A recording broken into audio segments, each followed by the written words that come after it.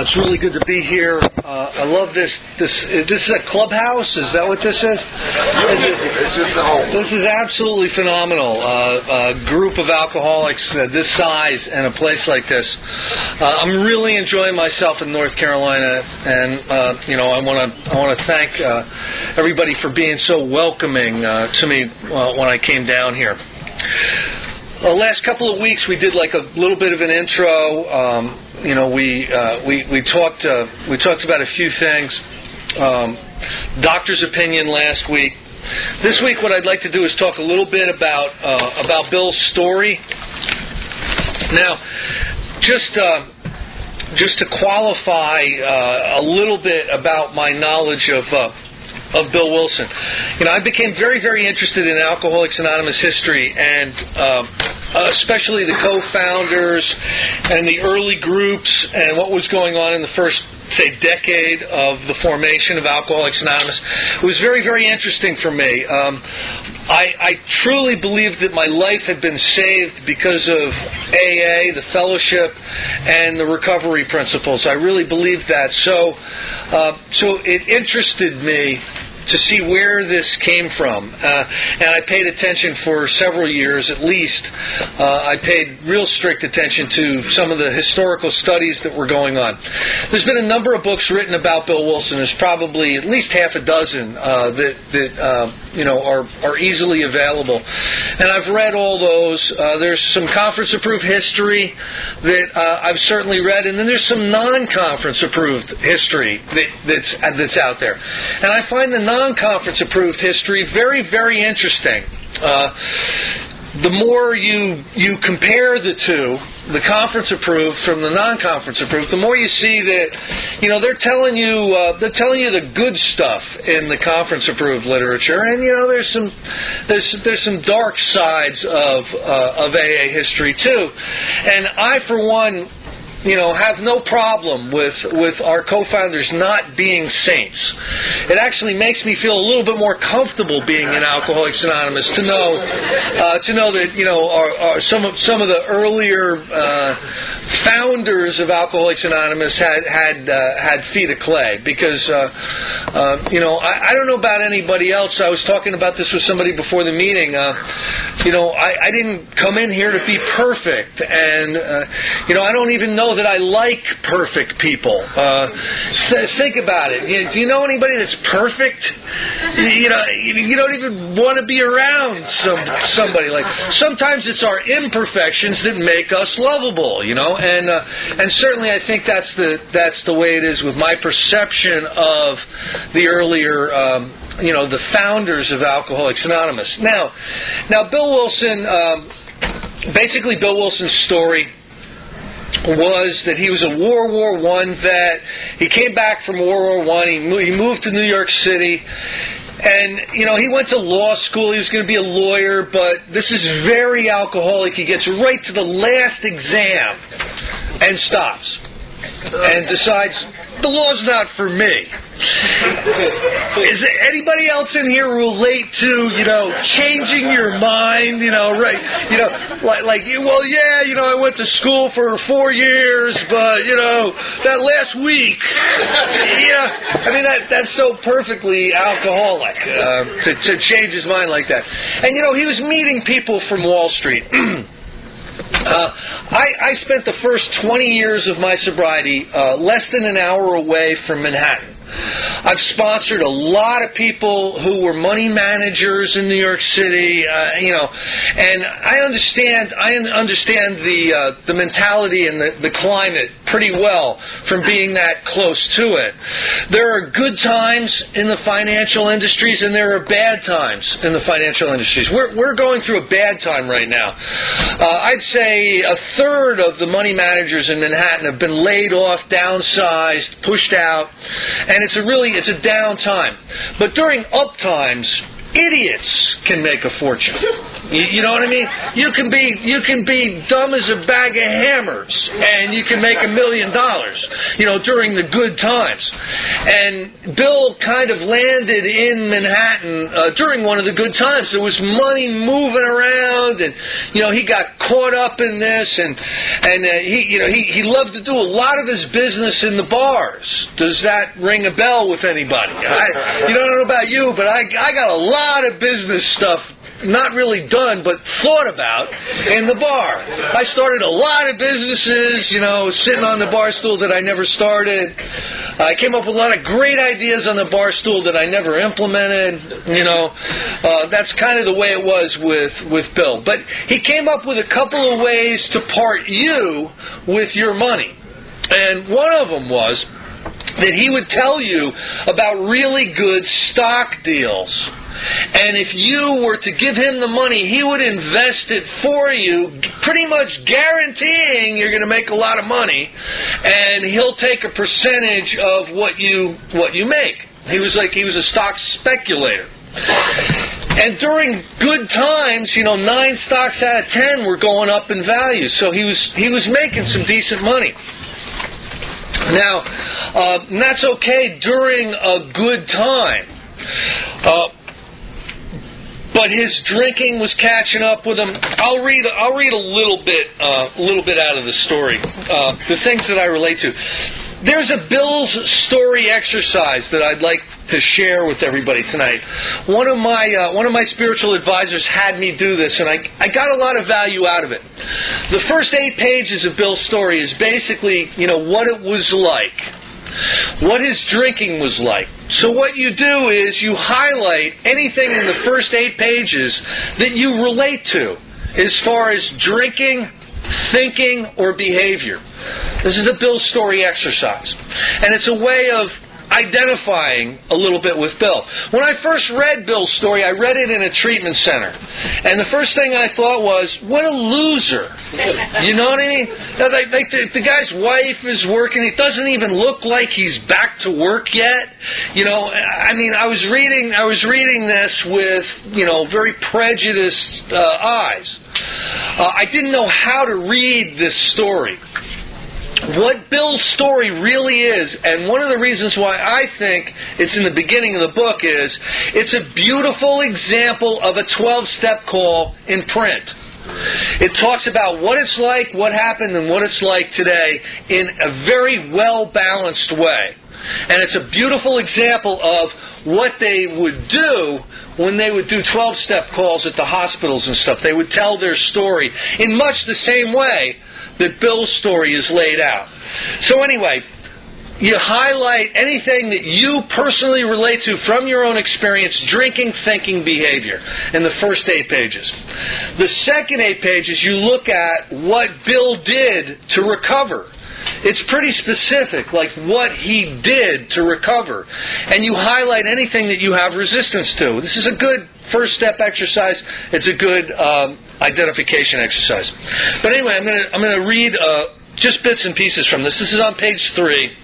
My drinking assumed more serious proportions, continuing all day and almost every night. The complaints of my friends terminated in a row, and I became a lone wolf. There were many unhappy scenes in our sumptuous apartment. There had been no real infidelity for loyalty to my wife, helped at times by extreme drunkenness, kept me out of those scrapes. Most of the stuff in this book is true. Most of the statements that Bill makes are accurate. I have an issue with this one.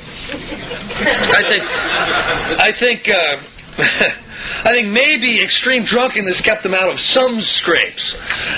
When he got sober, it was a whole different ball game, unfortunately. Liquor ceased to be a luxury. It became a necessity. Bathtub gin, 2 bottles a day and often 3 got to be routine. Does anybody know what bathtub gin is? It's basically grain alcohol with distilled water and what the heck did they put in it? I forget. It's like pine needles. Pine Sol. Pine Sol. Anyway, it's god awful stuff. It'll take the tar off the bumpers of your car. That stuff, but this is during Prohibition and stuff, and you could get alcohol. You could get straight alcohol for different purposes. It's just kind of tough to drink the straight alcohol, so he'd make the bathtub gin. Sometimes a small deal would net me a few $100s, and I would pay my bills at the bars and the delicatessens. This went on endlessly, and I began to waken very early in the morning, shaking violently. A tumbler full of gin, followed by half a dozen bottles of beer, would be required if I was to eat any breakfast. Now, again, in this book, you hear about very low-bottom alcoholics. Bill was a real low-bottom alcoholic. And most of the first 100 were really low-bottom alcoholics. And low-bottom alcoholic, what I mean by that is they went down the scale really far. They'd lost practically all power, choice, and control over the drink, and they were really physically addicted. And they would get so drunk that they would go into withdrawals. Only about 15% of alcoholics experience delirium tremens, like Bill experienced. Only about 15% get that bad, because there is a progression in alcoholism. Most of these first 100 were people who had experienced the delirium tremens, because he was pulling them out of hospitals, and they were in the hospitals to detox. So, another warning. If you're an alcoholic that's gotten to the point where you experience this really violent withdrawal, the delirium tremens, understand that you need to be medically detoxed, because 15% of the people that experience DTs die from them. So you don't want to be one of those statistics. Now, it talks about things that get worse. Things that get worse and worse and worse. I don't know that I was as low bottom an alcoholic as Bill. Now, I needed to be medically detoxed, but that was relatively late. That was in the last several years of my drinking. I think Bill went through about 10 years of drinking where he was experiencing the DTs. That's a horrific on one's physical condition. Now, it says here, I woke up. This had to be stopped. I saw I could not take so much as one drink. I was through forever. This happened to Bill all the time. He was through forever. He saw that the first drink would get him drunk. Okay? That slogan, that advice, that wisdom teaching that you hear in the rooms of Alcoholics Anonymous is very, very true, but it is not a defense against getting drunk. Knowing that you shouldn't get drunk is not a defense against getting drunk. Knowing that the first drink will get you drunk is not a defense against taking that first drink and getting drunk.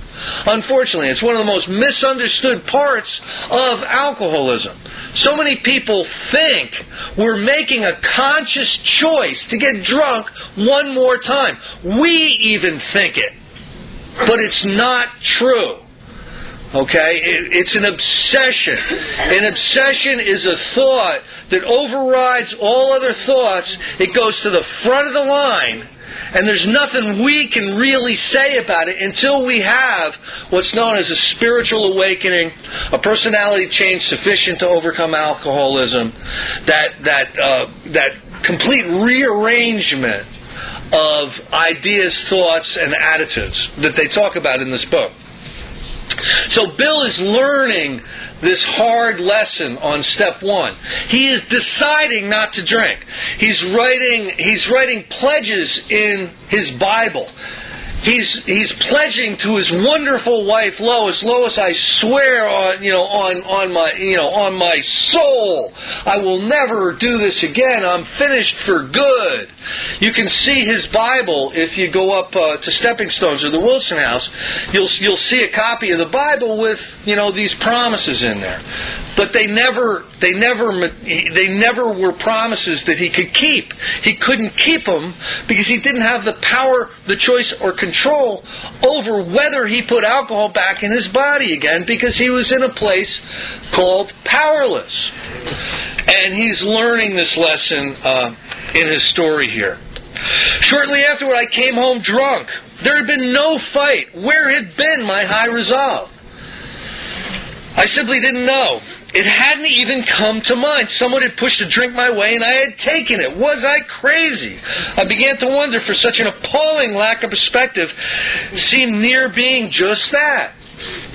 You know, I've listened to a lot of Bill Wilson tapes. In his tapes, he tells his story. It was called The Bedtime Story. Everybody joked about Bill. You know, whenever Bill would show up at an AA meeting that he normally didn't go to, everybody would go, Bill, tell the bedtime story. And they all wanted him to tell the story of the foundation of AA and meeting Ebby and, you know, the whole thing. And it was called The Bedtime Story because toward the end of Bill's life, it would take him about 2.5 hours to tell it, and everybody'd be asleep by the end. Listen, every word out of his mouth was phenomenal, but he talked like this. Well, you know, my name is Bill, and he just would put you to sleep.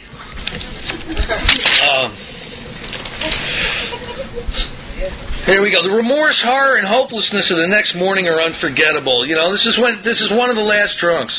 The courage to do battle was not there. My brain raced uncontrollably, and there was a terrible sense of impending calamity.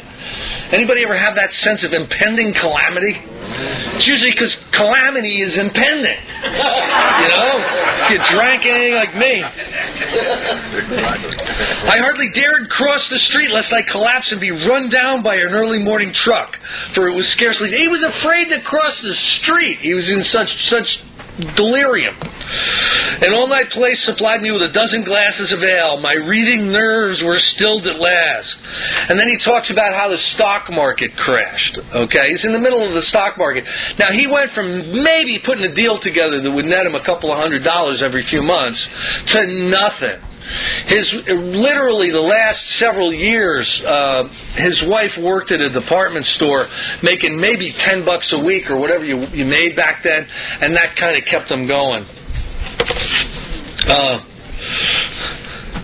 All right, he's going in and out of Towns Hospital, and he's learning some stuff. He's getting involved with hydrotherapy and mild exercise and belladonna treatments and all this stuff in Towns Hospital. But he's learning some things from Dr. Silkworth. And here he says, it relieved me somewhat to learn that in alcoholics, the will is amazingly weakened when it comes to combating liquor, though it often remains strong in other respects. This again This is the thing that so many people misunderstand. People in Alcoholics Anonymous misunderstand it. Especially in the treatment industry. For addiction treatment, they misunderstand it. Counselors that counsel you for alcoholism misunderstand it. Certainly our families and neighbors and everybody misunderstand it. They don't understand that this is a lack of power, choice, and control. It's very, very difficult to understand powerlessness unless you have experienced it. If you've personally experienced it, you know what I'm talking about. If you haven't, you don't. And a lot of times in AA, there are people who've experienced this desperate hopelessness. I absolutely want to stop drinking. I'll do anything to stop drinking. I'll sign myself into treatment. You know, I'll take the pledge. I'll go back to the AA group. I'll do whatever I need to do. I absolutely want to separate from booze. And you find you can't. Once you've experienced that, you know what powerless means. There are people who treat us for alcoholism. There are people who counsel us for alcoholism. There are sponsors who sponsor us in AA who don't understand powerlessness experientially. And they expect you to just toe the line. You know? How could you have drank on me? You know what I mean? You know what I mean? How could you have not? I work with a lot of treatment centers. It's one of the things that I do for a living. And I remember sending somebody to this treatment center, and the individual drank while in treatment and got thrown out. Now think about this. Okay, think about this for a minute. I'm sending somebody who is powerless over alcohol to a treatment center that's going to charge them $15,000 a month to treat their alcoholism. And because they manifest the exact symptom I'm asking this treatment center to treat them for, they get thrown out. Think about that. If you were going to a cancer, you're going to cancer treatment, and your cancer flared back up, what do you think you'd do if they said, oh, your cancer's back, you're going to mess with our numbers, you got to go. You know what I mean?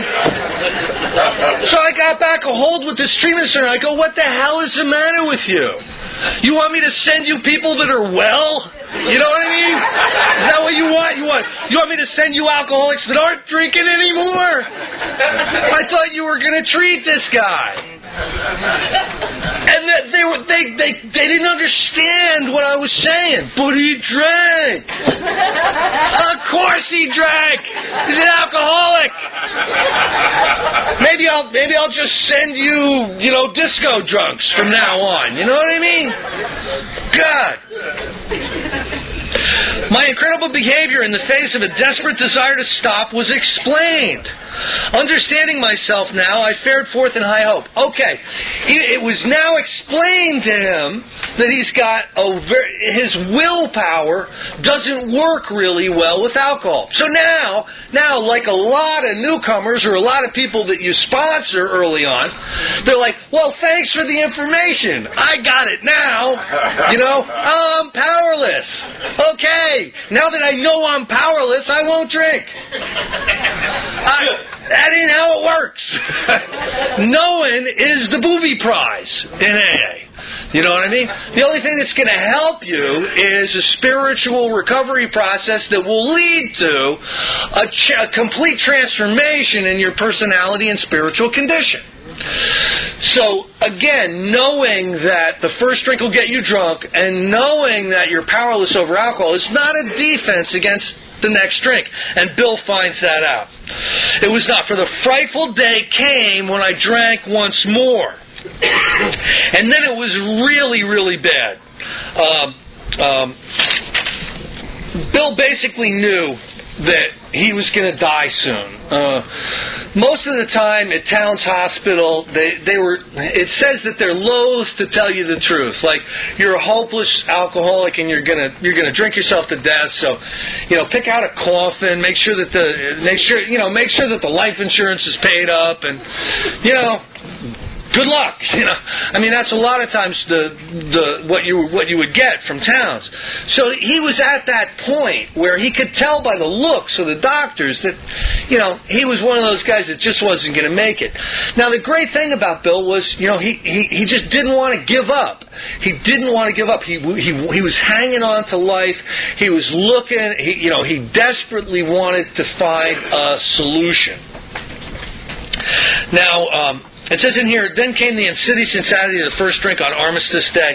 Here's what happened with Bill on Armistice Day. I've heard this from his story on tape. He had been sober a while, but one of the last drunks just scared the hell out of him. And like some of us, we can stay sober for a period of time. A couple of months, 6 months, sometimes a year, sometimes more. Well, he was on like a 2-month sober period where he just was so scared that he was able to stay away from booze. And he decided that there was no work, but he was going to go play golf. So he went down to the golf course and he went into a bar. He wasn't going to have a drink, and he sat in the bar and he was going to have some food or something. And he chats up the bartender, and he starts telling the bartender about his story. He goes, bartender, I'm an alcoholic. And let me tell you a little bit about my life. And he tells him a little bit about his story, about how awful it was, about how he would go through these horrific detoxes, about the suffering and the pain that he would go through, and how he couldn't get away, couldn't separate from this alcohol, and how it just tore him to hell. And he was explaining of the times that he's been in treatment and all this, and how horrible it is. And the bartender's like looking at him like, whoa, that's really bad. And then Bill goes, double bourbon. And the bartender looked at him like, Are you crazy? After what you just told me, you're going to put alcohol back in your body? And Bill goes, yeah, I guess I'm crazy. Make that a triple. You know, and he started drinking. Now think about that. Think about that. He was very, very aware of what alcohol did to him. He kept his memory green. He was sharing his story with a bartender about how awful it was. And at the end of that story, he ordered a triple bourbon. Now, if that isn't an example of powerlessness, I don't know what is. You know, if we can't make a decision to stay away from booze and have that mean anything, that's what a hopeless alcoholic is. And that's where Bill Wilson was at this point in time. Now, that's the first 8 pages. Near the end of that bleak November, I sat drinking in my kitchen with a certain satisfaction. I reflected that there was enough gin concealed about the house to carry me through that night and the next day. My wife was at work. I wondered whether I dared hide a full bottle of gin near the head of the bed. I would need it before daylight. This guy had to drink pretty much round the clock because he would go into withdrawals. All of a sudden the telephone rang, and it's Ebby Thatcher. Ebby was exposed to the Oxford Group through Roland Hazard and this guy Shep Cornell. He had a choice of going to jail or going with the Oxford Groupers. So he said, I'll go with the Oxford Groupers. And I talked a little bit about the Oxford Group over the last couple of weeks. They were an evangelical Christian organization where they got you really busy. They were strong fellowship. They dragged you in, and every single night they had something for you to do. And there was a lot of spiritual activity. There was a lot of personal work that you did with other Oxford Group members that brought about spiritual growth. And if you participated in this at a certain level, what it did was it apparently offered you protection from the first drink. It changed you in such a fundamental way that you now had access to the power, the choice, and the control that you didn't have if you didn't participate in the Oxford Group. So all of a sudden, Ebby Thatcher shows up. Bill and Ebby had been drinking buddies. He basically sits down and he does a 12-step number on Bill. Now Bill is drinking. He's not really happy about this religious thing, because Ebby basically says to him, "Bill, I got religion." I don't know about anybody else, but that wasn't my favorite 3 words. When I was drinking, if somebody came by, I've got religion. Well, I've got the door for you. You know what I mean? It's basically what I would say. But anyway, they were old buddies. So Bill let him rant on.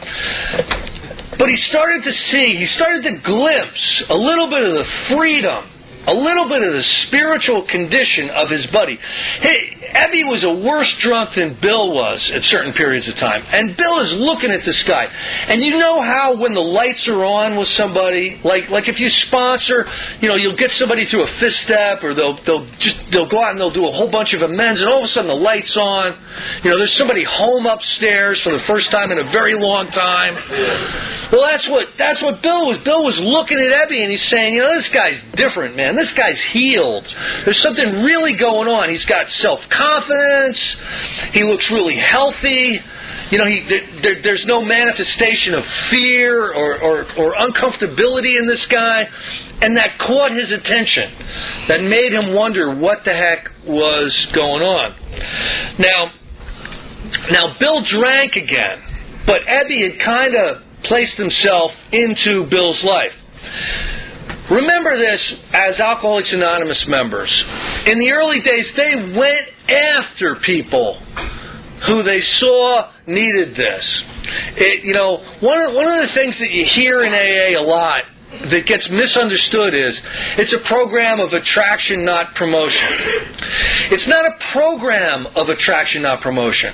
Our public relations policy is attraction, not promotion. We are very much about promotion. Okay, we're supposed to be out there promoting the hell out of this thing. We're supposed to be going to the detoxes, the treatment centers, the rehabs, the insane asylums, the prisons.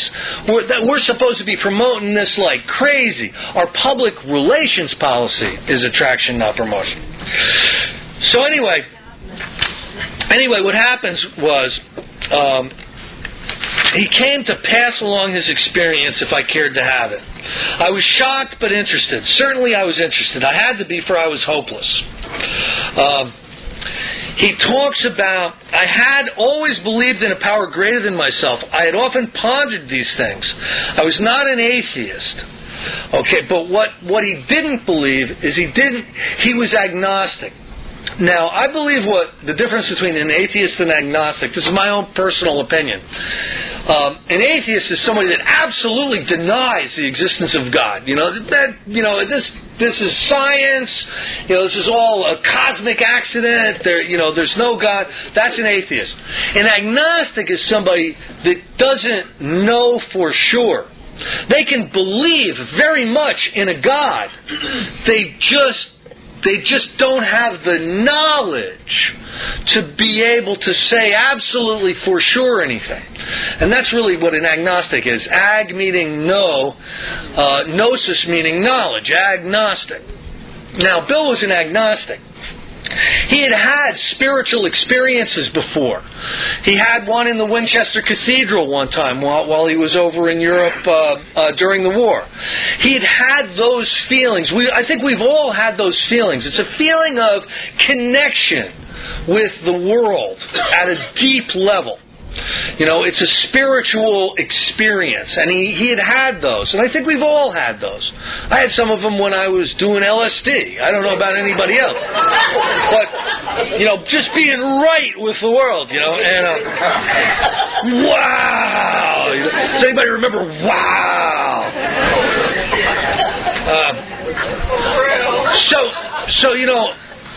So he wasn't an atheist. He didn't take absolutely for granted what the religious people were saying. He couldn't buy into that. He couldn't buy into any of the party line. But he knew that something was going on. Now,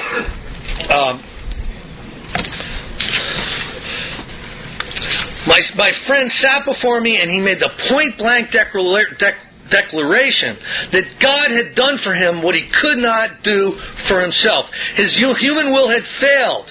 Doctors had pronounced him incurable. Society was about to lock him up. Now, Bill understood that at a deep level. Bill understood that lack of power, choice, and control. And he knew Ebby was an alcoholic too. Now, Ebby had found something. He had found power, choice, and control, and he had found it somehow. That's what got Bill's attention. That's what allowed Bill to say, I think I want this thing. Tell me a little bit more. And as 12-steppers, that's what we need to do too when we're talking with alcoholics, when we're trying to draw alcoholics in to the Alcoholics Anonymous process. What we want to do is we want to identify with them so that they know we have felt and been where they are. And we're not there anymore. That's the best message that we can have as 12-steppers. And that's what Ebby did with Bill. Had this power originated in him? Obviously it had not. There had been no more power in him than there was in me at that minute, and that was none at all. I saw that my friend was much more than inwardly reorganized. He was on a different footing. His roots grasped new soil. Now, still Bill had a little bit of resistance. You understand that alcoholic resistance? I mean, how many years did we suffer pretty much because of our resistance to this thing? Nobody goes, hey, here's the number for AA in the phone book. I think I'll go in and, do my best in there. I mean, that's just not what happens. We come in here fussing and pushing and fighting and arguing. We're really not happy to be here. That's really what happens with us. So Bill is still a little bit, this God thing. I understand the power. I understand there's some power. You have some power. But this God thing. And Ebby got mad. Now, there's two stories. There's Bill's story, and you got to remember he's drinking bathtub gin, so he may not be remembering this really well. And then there's Ebby's story, and I've heard Ebby's story. There's tapes of Ebby telling this story, and he tells a different story. He tells a story that he got pissed off at Bill and started yelling at him. Okay. You've got all these problems with God. Why don't you just make up your own conception of God? Make God into whatever the hell you want it to be. And that's basically what he did. And that opened the door for Bill to be able to accept a spiritual recovery process. Now, it talks in this book about what's definitely going to defeat us. What'll defeat us is belligerent denial. What'll defeat us is unreasoning prejudice. What'll defeat us is an absolute refusal to have an open mind on spiritual matters. That will defeat us in Alcoholics Anonymous if we're an alcoholic. So there needs to be an open mind on these. What opened Bill's mind was the conception that he could make up his own conception of God. That statement hit me hard. It melted the icy intellectual mountain in whose shadow I had lived and shivered many years. I stood in the sunlight at last. It was only a matter of being willing to believe in a power greater than myself. Nothing more was required to make my beginning. And that's the way it is with us too. I really believe that. We just need to be willing. I saw that growth could start from that point. Upon a foundation of complete willingness, I might build what I saw in my friend. Thus I was convinced that God is concerned with us humans when we want Him enough. Now, I'm absolutely convinced. I've had spiritual teachers who have ripped away every vestige of me thinking I've done this myself. If I'm going up to get a shift and somebody yells out, "How'd you do it?" My first thought is, I didn't. You know what I mean? Without the power of God, I would not be standing here sober. However, we need to cooperate. We need to participate in our own recovery, because there's certain things God will do, but there's certain things that we have to turn our self-will over. The story I like to tell about self-will is this. It goes back to Adam and Eve in the Garden of Eden. Adam and Eve are running around there. They're partying it up. There's food everywhere. They're running around naked. They're having an absolute blast, okay? And God just tells them, look, I just got one rule for you. There's a tree over there, a tree of self-knowledge, a tree of self-centeredness. And I don't want you to go near there, because that's just going to blow your whole worldview up. And that's just going to be a really bad thing. So, I want you to enjoy paradise, so stay away from that tree. What happens? Maybe Adam was an alcoholic. Who knows? Wow, if God doesn't want me to have that, it's got to be really good, So they eat of the apple. They both eat of the apple. Now God shows back up in the garden and sees them, and they've covered themselves with fig leaves. They've got all kinds. Now they've got self-centered fear, and they have anxiety, and they're like all shy and uncomfortable. And God figures it out. He goes, You ate of the tree, didn't you? I told you not to do that. Now, God loved them so much that He said, okay, if you want self-will that much, you can have it. You've shown yourself to want to be self-centered and to have self-will. That's fine. You can have that. But you can't stay in Eden. You can't stay in paradise. You got to go east of Eden to the land of Nod. Anybody in here ever been to the land of Nod? You know what I'm talking about? Yeah, you can do whatever you want in the land of Nod. But it gets pretty bleak after a while, okay? You start drooling on yourself, and you start calling people on the phone drunk, and you start piling up the DUIs and being misunderstood by everybody. That's the land of Nod. Now, here's the thing about Alcoholics Anonymous. We can get back into paradise. We just have to come back and turn our self-will in at the door. And we need to now have a will to align ourselves with what God would have us be and what God would have us do. And we can get back into paradise. I think recovery is paradise. It's shown itself to be that for me. Now, but this doesn't come easy. We are a tough crowd. You know, we got some resistance. You ever work with like newcomers? You know, I was working with one. You know, really trying. Hey, if you do this, there'll be a good outcome. If you do this, there'll be a good outcome. If you do this, there'll be a good outcome.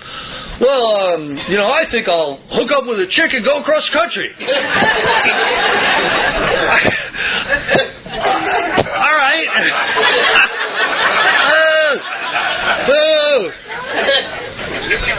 Okay. Let me know how that works for you. How long are you sober? 84 days. Okay. Maybe she's the one that really understands you. Maybe she's Mrs. Right. Maybe she's God's will for you. You know, maybe she's got relapse tattooed on her forehead. What's the matter with you?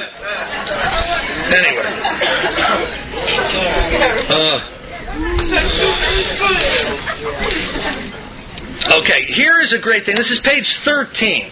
And I want to go over this because it's so important. And we miss this when we go over this. It's so important. At the hospital, I was separated from alcohol for the last time. Treatment seemed wise, for I showed signs of delirium tremens. This is when they start shoving belladonna down his throat and some other psychoactive ingredients that helped with detox. Nowadays, you get Librium, you get Ativan, and you get some decent, detox medication. Back then, all they had was belladonna, which is like a weed that you get like in the backyard that's like poisonous. So it was really a tough detox. Basically, the belladonna was given to you so that you would vomit continuously. They thought, well, if he vomits continuously, he'll get rid of all that poison in it. So for about 3 days, retching and vomiting. So you got to take in context what's going on, where he was at. In treatment, Ebby came back and visited him. It says here, there I humbly offered myself to God as I then understood Him to do with me as He would. I placed myself unreservedly under His care and direction. I admitted for the first time that of myself I was nothing. That without Him I was lost. I ruthlessly faced my sins and became willing to have my newfound friend take them away root and branch. I've not had a drink since. Let's look at that. That really is a great surrender. That's a great first, second, and third step. And it's also a good 6th and 7th step. When you look at it, facing your sins, facing your character defects, and being willing to have God remove them. My schoolmate visited me, Ebby Thatcher shows up, and I fully acquainted him with my problems and deficiencies. This is a 5th step. This is a confessional, the Oxford Group confessional process. We made a list of people that I had hurt or toward whom I felt resentment. I expressed my entire willingness to approach these individuals, admitting my wrong. Never was I to be critical of them. I was to write all such matters to the utmost of my ability. This is him doing an 8-step list, preparing to, when he leaves the hospital, do a 9th step. Now, Now, I'll tell you what, the treatment centers, most of them aren't even called treatment centers. They're called recovery centers. The places that I support really strongly, personally out there, that are taking us in for treatment of alcoholism, the places I really support are the recovery centers that really try to do a lot of this step work with you. The good ones, when you leave, you have a list or you have index cards with all of your amends, and they are going to help you through the aftercare process go out and actually make direct amends to the people who you've harmed. This is right after treatment or the recovery process. Those are the places I support. They have the highest outcomes of any treatment centers, those recovery centers that get you to do that. Here's a statistic for you. 5 years after alcoholism treatment, 5% of the people are going to still be sober. 5 years after doing a fifth step, 60% of the people will still be sober. Think about that. Think about that. So I support the people who help you through this process. A lot of times, we need some counseling, we need some therapy, we need to have a little bit of our head shrunk. Sure, we need to deal with our issues, we need to deal with some issues. But the thing that offers us protection from the next drink is the spiritual awakening. The spiritual awakening. We have to work for that. It can't be taught to us. We can't pick it up in a lecture. What we need to do is we need to work for it. And this is what Bill is doing and preparing to do on his detox bed in the hospital. Think about that. He's gone through the first 8 steps and he isn't even out of his detox bed. Think about that. I was to test my thinking by the new God consciousness within. This is great 10th and 11th step stuff. Common sense would thus become uncommon sense. I was to sit quietly when in doubt, asking only for direction and strength to meet my problems as he would have me. You know how newcomers have problems and issues? I mean, it's like constant drama. Sometimes as a sponsor, you feel like a drama coach. Because you get a phone call. Oh, I blew my life up this way today. You know what I mean? Well, when you're agitated, when you're doubtful, when you don't know which way you should go, you don't just do something, you stand there. Okay? It's the opposite of what we're programmed to do. Don't just do something, stand there. Pause when agitated or doubtful. Ask for the direction and strength to meet your problems as God would have you meet them. These are really extraordinarily powerful exercises for us to use, for us to teach our sponsees, our protégés, our prospects how to use them. One of the things that I see in Alcoholics Anonymous today that I think is very hurtful is there are groups that demand group loyalty and sponsors that demand sponsor authority. So the sponsor is absolutely in charge of every single thing in your life. Whether you go back to college, who you date, who you marry, what kind of car you drive, when you buy a car. I mean, they're involved in the minutia of your life. That's not what this book is pointing us toward. This book is pointing us toward having direction from God, not from human power, from divine power. This is not a self-help program. This is a divine help program. It's much bigger than so many of us give it credit for. Never was I to pray for myself except as my request bore on my usefulness to others. Then only might I expect to receive, but that would be in great measure. My friend promised that when these things were done, I would enter upon a new relationship with my Creator, that I would have the elements of a way of living which answered all my problems. Okay, let's look at that sentence. Ebby told him that when these things were done, when these steps were done, he would enter upon a new relationship with his Creator and that he would have a way of living that answered all of his problems, not just his alcohol problem. That's an incredible promise. That's really talking about some serious power. And so often we settle for relief instead of the freedom and the power that's available in this program.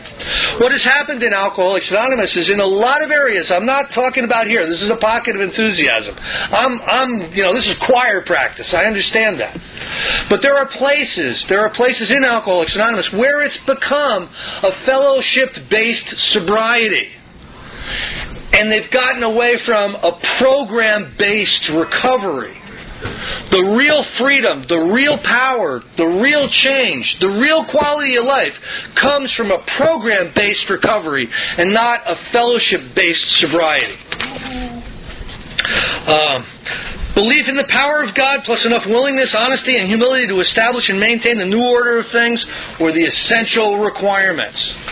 Let's all remember what those simple requirements were. Simple but not easy. A price had to be paid.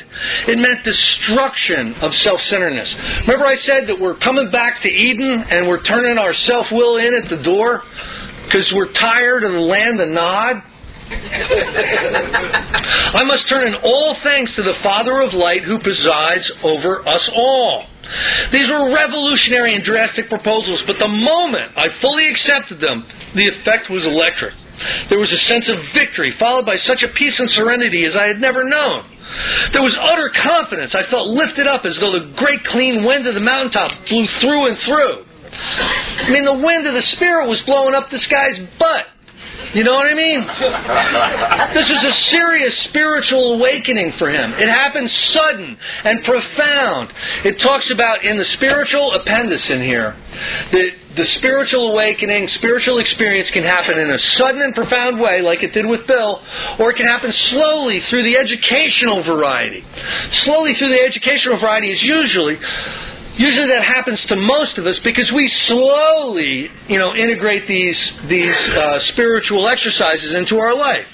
We don't want to jump into anything that's going to heal us too quick, Well, I got to get my head out of my butt before I do those steps,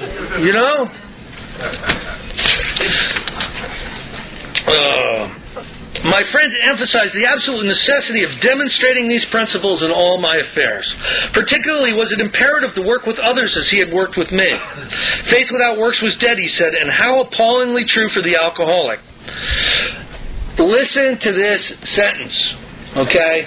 Anybody in here ever heard, it's a selfish program? Yeah. I gotta be selfish.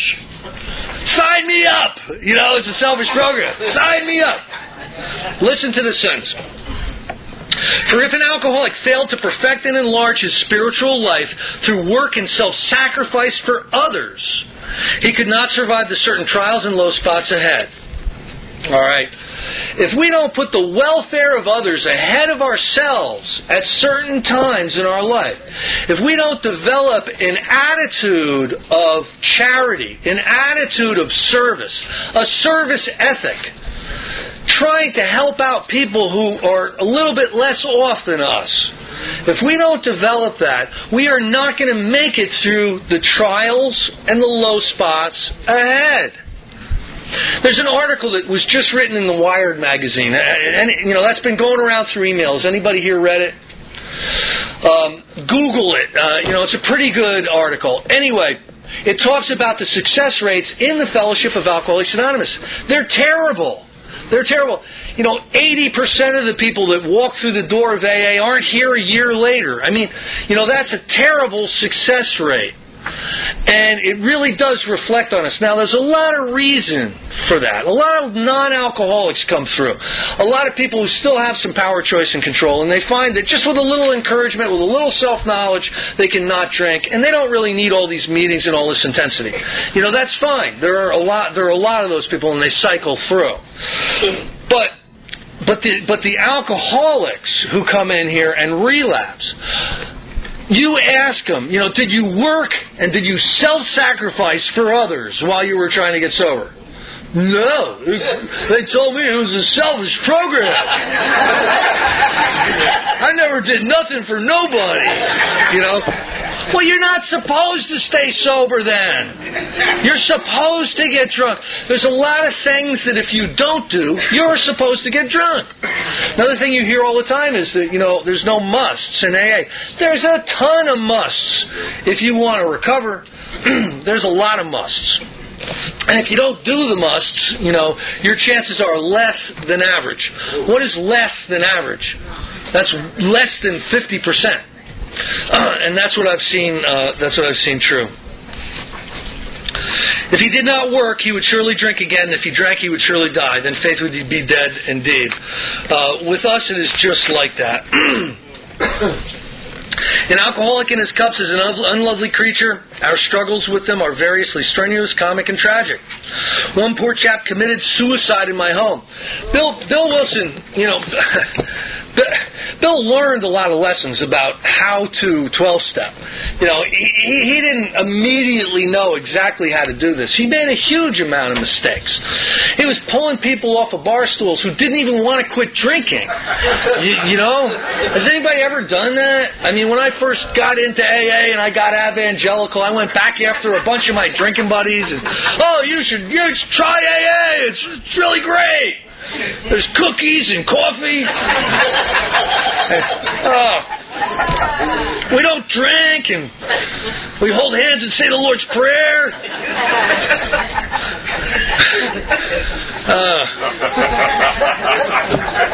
A lunacy commission was appointed.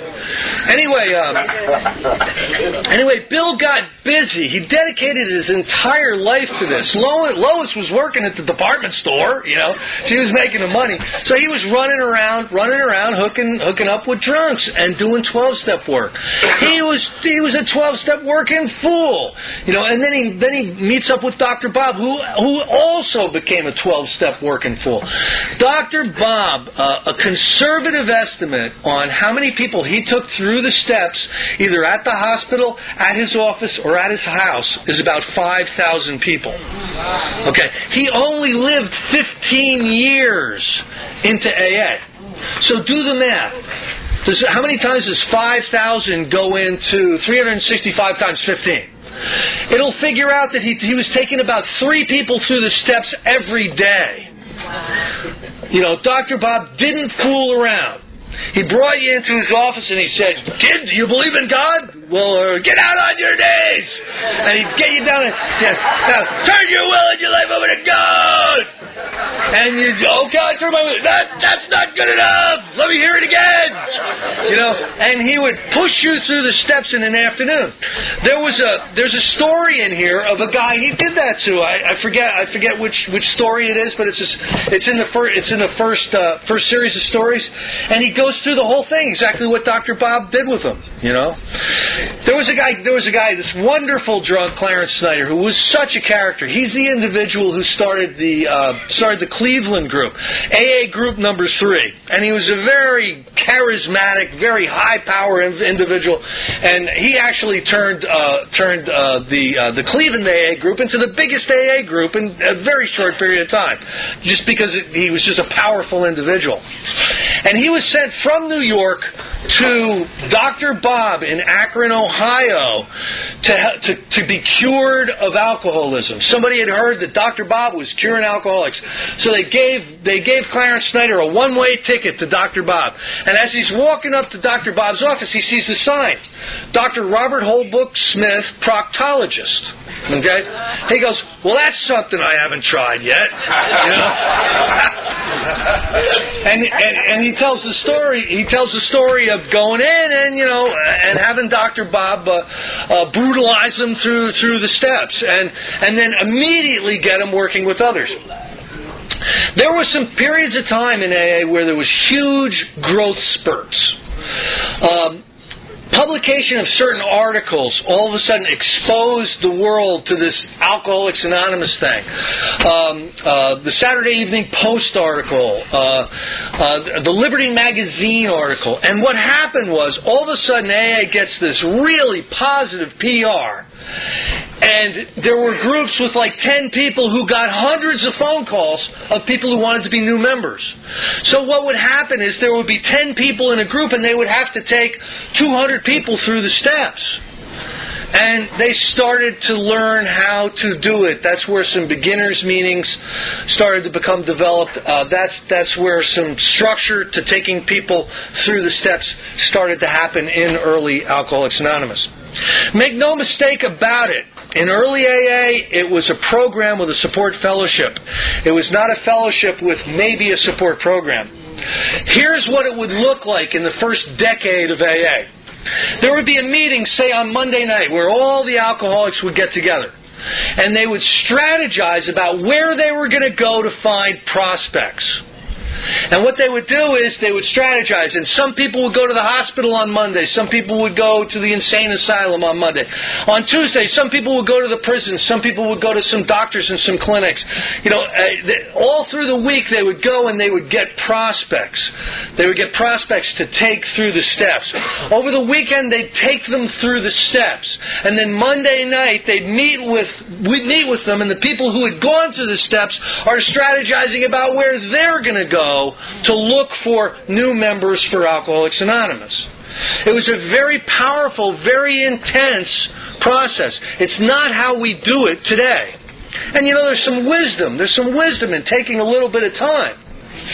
But that's how there was a sense of urgency back in those days about getting through the steps and getting to the place where you were helping other alcoholics, because they were absolutely convinced that their sobriety was 100% contingent on how much work with other alcoholics they were going to be doing.